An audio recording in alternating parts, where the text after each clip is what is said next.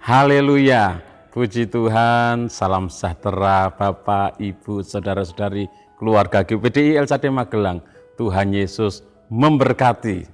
Terus alami pembaharuan di dalam Tuhan setiap hari. Mari renungkan firman Tuhan menggunakan 365 hari yang mengubahkan. Hari ini pembacaan kita ada di dalam kitab Wahyu pasal yang ke-13. Wahyu pasal 13 saya akan membacakan ayat yang ke-18. Demikian bunyi firman Tuhan. Yang penting di sini ialah hikmat. Barang siapa yang bijaksana, baiklah ia menghitung bilangan binatang itu. Karena bilangan itu adalah bilangan seorang manusia. Dan bilangannya ialah 666. Puji Tuhan, dikatakan bahwa yang penting di sini adalah hikmat. Tentunya hikmat di sini adalah hikmat yang dari Tuhan. Oleh sebab itu renungan firman Tuhan hari ini saya beri tema, milikilah hikmat Tuhan. Milikilah hikmat Tuhan. Itulah yang penting bagi kita, umat-umat Tuhan, anak-anak Tuhan. Kalau kita mengobservasi kitab Wahyu berisi nubuatan-nubuatan tentang akhir zaman.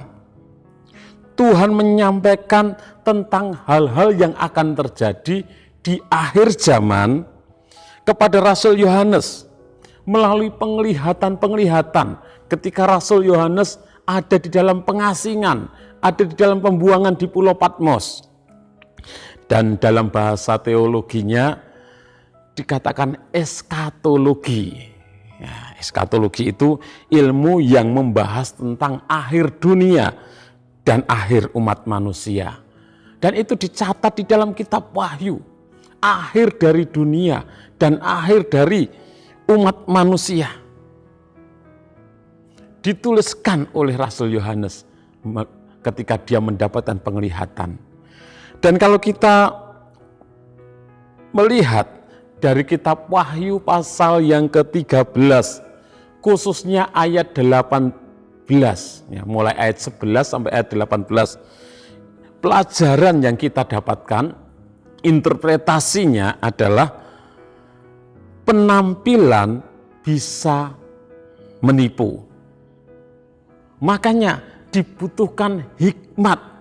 Hikmat Tuhan itu penting sehingga kita tidak tertipu dengan penampilan.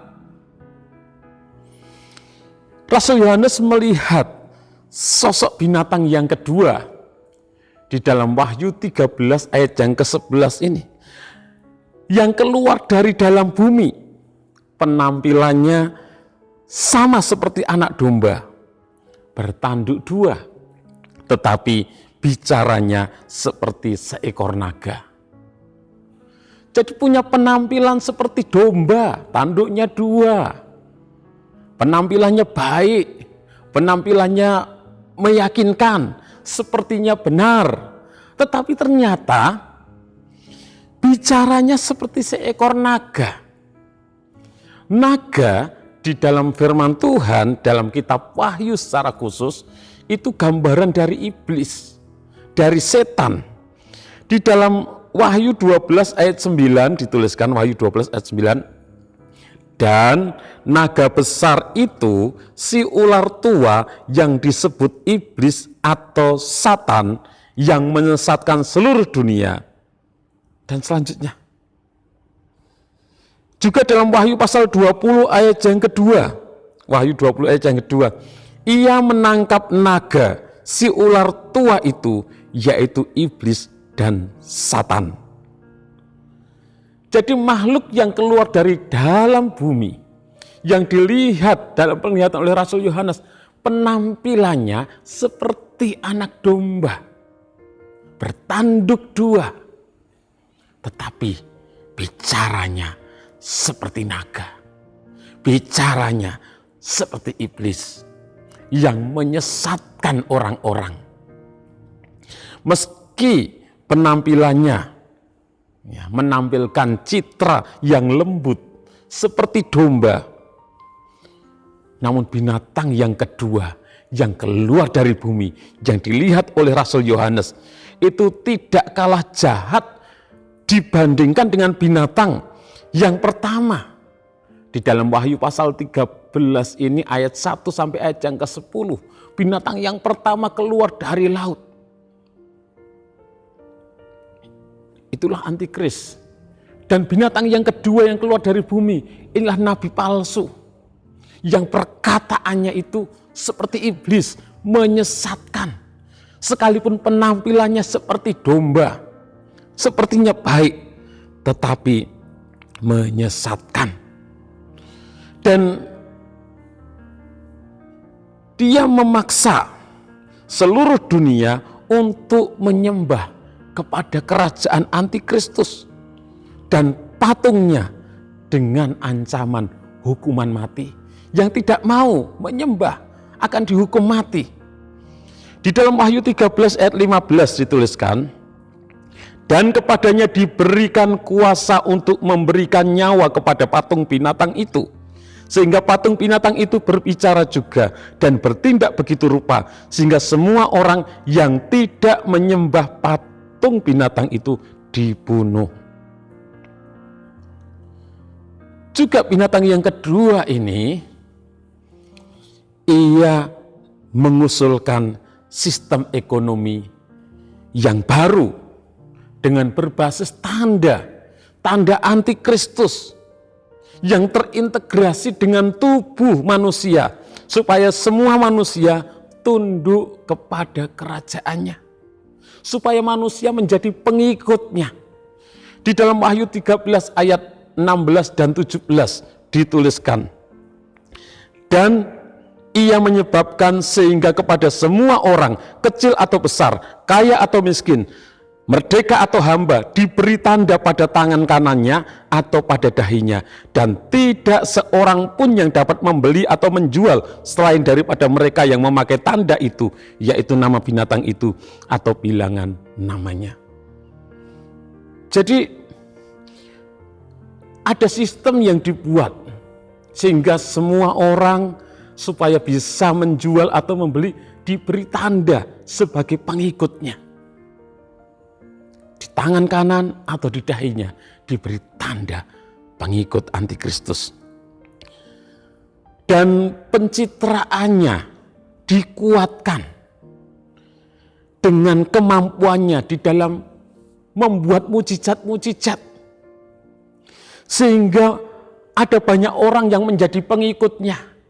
Ada banyak orang yang percaya kepadanya. Ada banyak orang yang menjadi disesatkan. Di dalam Wahyu 13 ayat 13 dan 14 dikatakan, dan ia mengadakan tanda-tanda yang dahsyat, bahkan ia menurunkan api dari langit ke bumi di depan mata semua orang. Ia menyesatkan mereka yang diam di bumi dengan tanda-tanda yang telah diberikan kepadanya untuk dilakukannya di depan mata binatang itu. Jadi binatang yang kedua ini, dia juga mengadakan mujizat. Penampilannya seperti domba, sepertinya baik. Dia mengadakan mujizat sehingga ada banyak orang yang menjadi pengikutnya, menyangka bahwa dia ini benar, padahal menyesatkan. Dan terkait kemunculan binatang yang kedua ini, Rasul Yohanes berpesan agar orang-orang percaya mencari hikmat Allah untuk mengenali tanda yang dipromosikannya. Harapannya dengan mengenali tanda tersebut, kita dapat terhindar, kita tidak terpengaruh, kita tidak disesatkan oleh binatang yang kedua ini.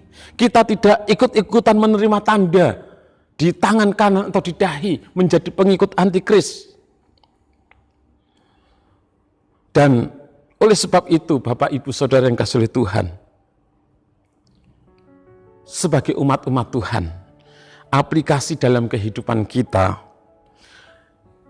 ya, di akhir zaman, iblis, antikristus, nabi-nabi palsu akan bekerja untuk menyesatkan umat manusia.